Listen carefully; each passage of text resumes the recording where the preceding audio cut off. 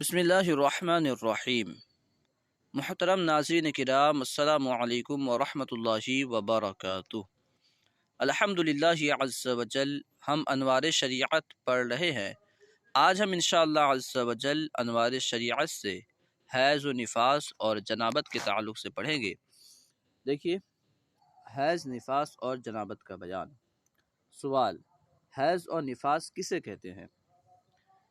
یہ سب بھی جاننا فرض علوم میں سے، یہ سب بھی سیکھنا فرض ہے، ٹھیک ہے۔ عورتوں کے لیے ضروری ہے کہ یہ سب مسائل سیکھیں۔ جواب: بالغہ عورت کے آگے کے مقام سے جو خون عادی طور پر نکلتا ہے اور بیماری یا بچہ پیدا ہونے کے سبب سے نہ ہو تو اسے حیض کہتے ہیں۔ پہلے فرمایا بالغہ عورت کے، اس سے یہ پتہ چلا کہ اگر نابالغہ عورت کا خون نکلے، نابالغہ عورت کے آگے کے مقام سے خون نکلے تو وہ جو ہے حیض نہیں ہے۔ علماء کرام نے بیان فرمایا ہے کہ اگر 9 سال سے پہلے کسی لڑکی کو، کسی بچی کو خون آ جائے تو وہ حیض نہیں ہے۔ 9 سال کے بعد اگر آئے تو پھر وہ خون ہے، ٹھیک ہے۔ یعنی کم سے کم حیض کی جو عمر ہے، حیض آنے کی عمر ہے 9 سال، اور زیادہ سے زیادہ حیض آنے کی عمر ہے 55 سال۔ 55 سال کے بعد جو خون آئے گا وہ بھی حیض نہیں کہلائے گا، ٹھیک ہے۔ پھر فرمایا آگے کے مقام سے، ٹھیک ہے۔ اگر کسی دوسرے مقام سے نکلے، پیچھے کے مقام سے یا کہیں اور سے، تو وہ حیض نہیں کہلائے گا۔ آگے کے مقام سے جو خون نکلے گا وہ حیض کہلائے گا، ٹھیک ہے۔ جو خون نکلے، اس سے پتہ چلا جو خون نکلے گا وہ حیض کہلائے گا۔ خون کے علاوہ کوئی دوسری چیز نکلے تو وہ حیض نہیں کہلائے گی۔ اور خون یہ ہو سکتا ہے کہ خون کا رنگ جو ہے الگ الگ ہو سکتا ہے۔ علماء کرام نے 6 رنگ شمار فرمائے ہیں خون کے، تفصیل کے لیے بحر شریعت وغیرہ مطالعہ کر سکتے ہیں، ٹھیک ہے۔ اور عادی طور پر نکلتا ہو، یعنی ہر مہینے کم سے کم درمیان میں جو ہے 15 دن کا گیپ ہو سکتا ہے، ٹھیک ہے۔ یعنی ایک حیض آنے کے بعد کم سے کم 15 دن کے بعد ہی دوسرا حیض آئے گا۔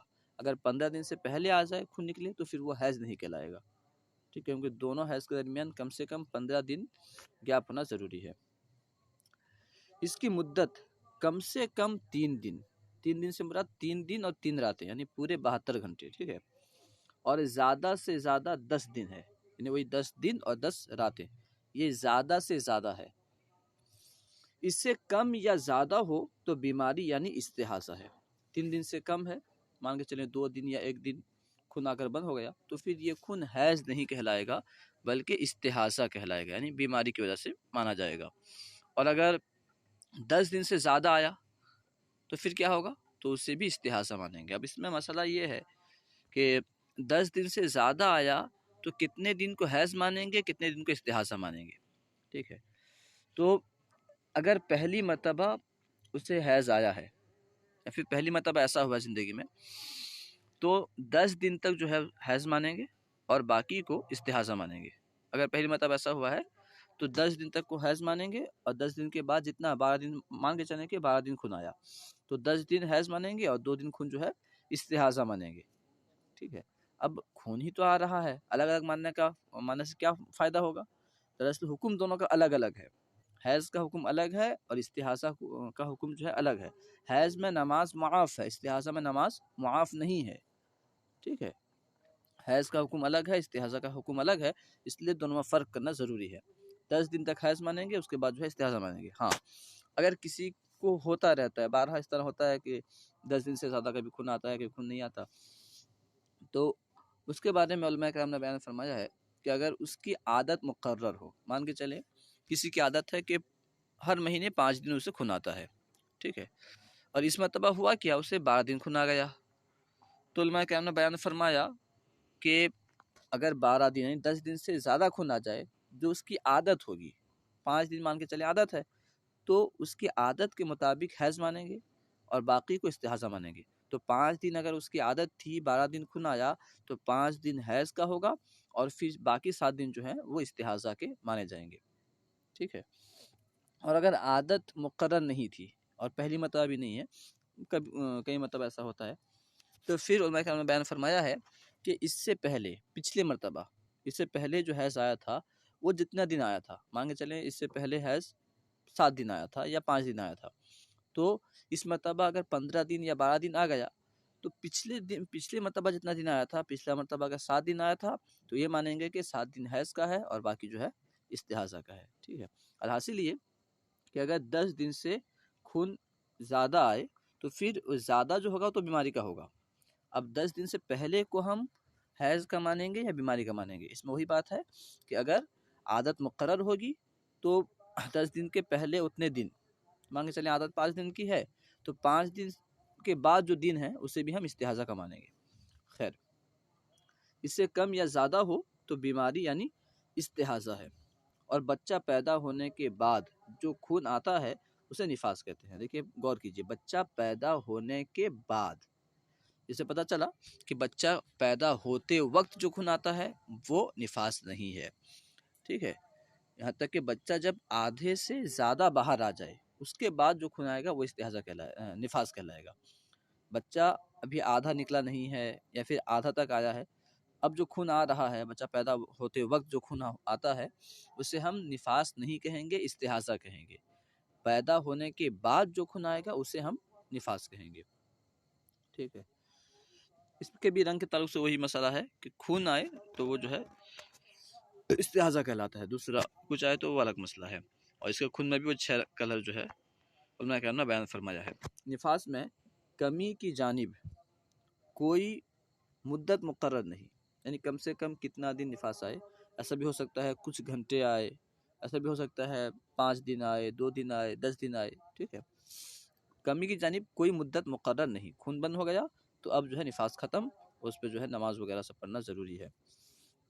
اور زیادہ سے زیادہ اس کا زمانہ 40 دن ہے، اس میں بھی وہی دن سے مراد 40 دن اور 40 راتیں، یہ زیادہ سے زیادہ ہے، اس سے زیادہ نہیں ہو سکتا، ٹھیک ہے۔ 40 دن کے بعد جو خون آئے وہ استحاضہ ہے۔ 40 دن ہو گیا اب بھی خون آ رہا ہے تو پھر جو ہے وہ استحاضہ ہوگا۔ اس میں وہی مسئلہ ہوگا کہ اس سے پہلے اس کا جو بچہ ہوا ہو تو پہلی مرتبہ نفاس جتنے دن تھا اگر یاد ہو، مان کے چلیں پہلی مرتبہ بچہ پیدا ہوا تھا تو اس سے 20 دن خون آیا تھا، مگر اس مرتبہ کیا ہوا کہ 45 دن خون آیا، تو کیا مانے گی وہ 20 دن نفاس کا اور باقی 25 دن جو ہے یہ استحاضہ کا ہے، یعنی بیماری کا ہے، ٹھیک ہے۔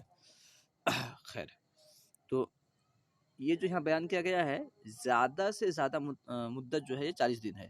عام طور پر ہمارے ماحول میں، معاشرے میں، چاہے عورت کا خون 2 دن میں بند ہو جائے، 10 دن میں بند ہو جائے، 20 دن میں بند ہو جائے، پھر بھی کہتے ہیں کہ 40 دن تک ایک ناپاک ہے۔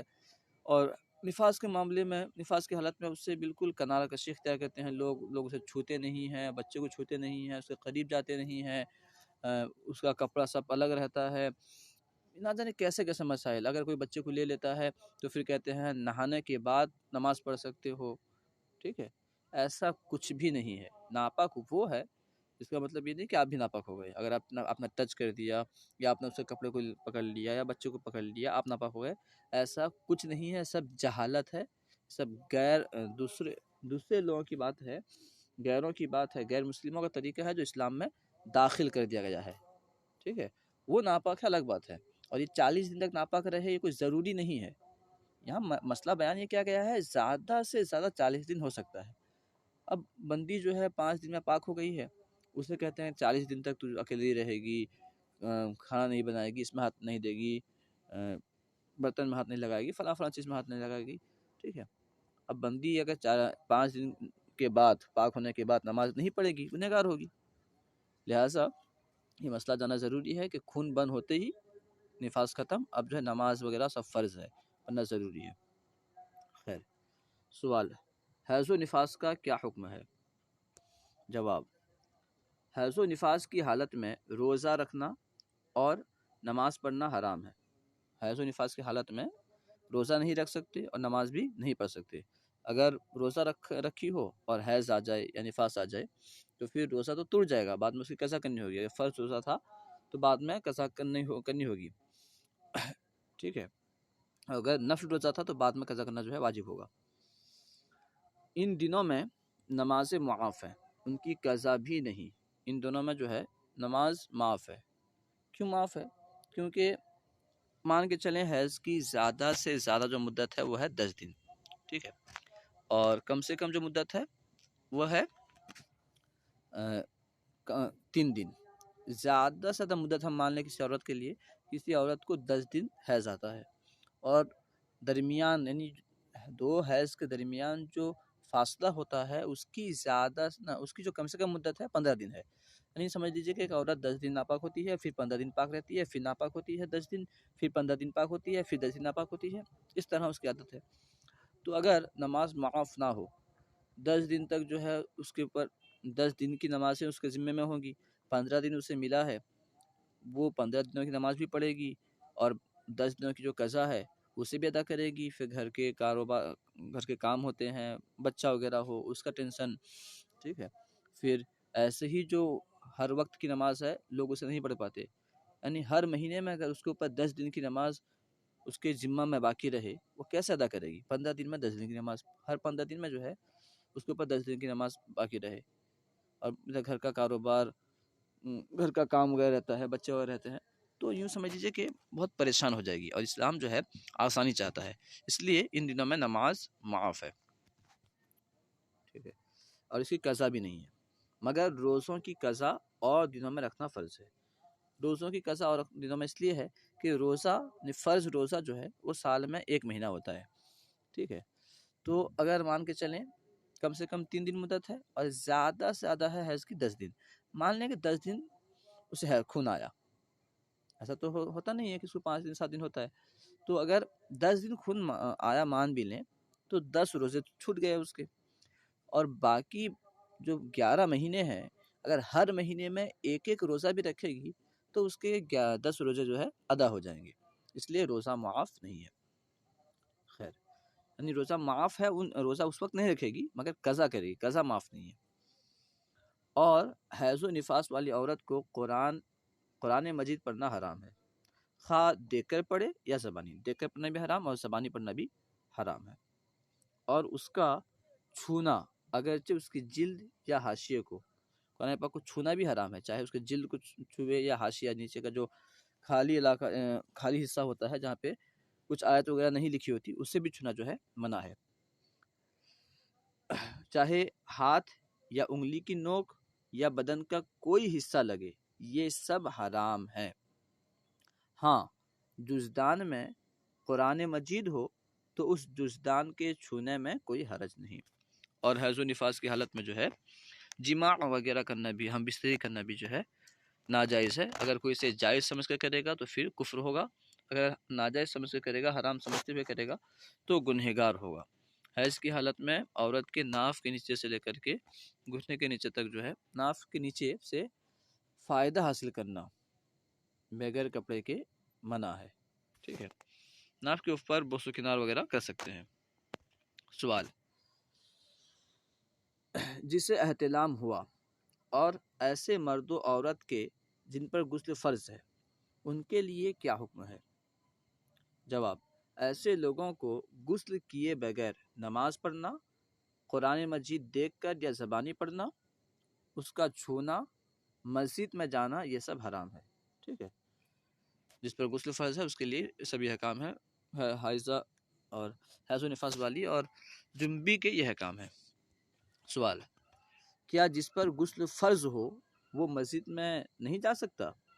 جواب: جس پر غسل فرض ہو اسے مسجد کے اس حصے میں جانا حرام ہے کہ جو داخل مسجد ہے، مسجد کا اندرونی حصہ ہے، یعنی جہاں پہ نماز پڑھی جاتی ہے، جو عین مسجد ہے، یعنی نماز کے لیے بنایا گیا ہے، جو حصہ نماز کے لیے بنایا گیا ہے، اور وہ حصہ کہ جو فنائے مسجد ہے، یعنی استنجا خانہ، غسل خانہ اور وضو گاہ وغیرہ، تو اس جگہ جانے میں کوئی حرج نہیں، جہاں استنجا خانہ وغیرہ ہے وہاں جانے میں کوئی حرج نہیں، بشرطے کہ ان میں جانے کا راستہ داخل مسجد سے ہو کر نہ گزرتا ہو، یعنی اس شرط کے ساتھ کہ مان کے چلیں مسجد ہے اور اس کا ہمیں جانا ہے وضو خانہ، کوئی بندہ ناپاک ہے اسے وضو خانہ جانا ہے، لیکن وضو خانہ جانے کے لیے مسجد کے اندر سے جانا ہوگا، تو اب جو ہے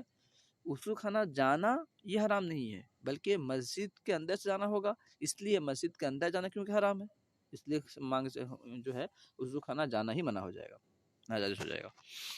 سوال: ایسے مرد و عورت کہ جن پر غسل فرض ہے وہ قرآن کی تعلیم دے سکتے ہیں یا نہیں؟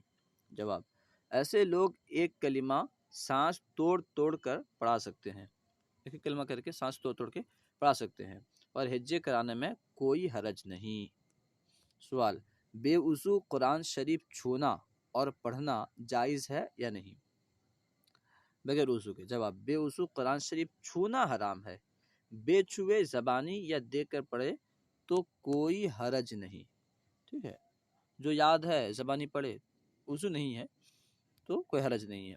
یا پھر کوئی دوسرا کتاب کھول دیا ہے، یا پھر کتاب کھول کے پڑھ رہا تھا قرآن پاک، وضو ٹوٹ گیا، اب چند آیتیں باقی ہیں، اب قرآن کو چھوئے بغیر دیکھ کر پڑھنا چاہے تو پڑھ سکتا ہے، صرف وضو ٹوٹے تب۔ سوال: بے وضو پارہ ام یا کسی دوسرے پارے کا چھونا کیسا ہے؟ جواب: بے وضو پارہ ام یا کسی دوسرے پارے کا چھونا بھی حرام ہے، کیونکہ وہ بھی قرآن کا حصہ ہے، وہ بھی قرآن پاک ہے۔ امید ہے کہ پوری بات سمجھ میں آ گئی ہوگی۔ اللہ تعالیٰ کی بارگاہ میں دعا ہے کہ ہمیں علم دین حاصل کرنے کی توفیق نصیب فرمائے۔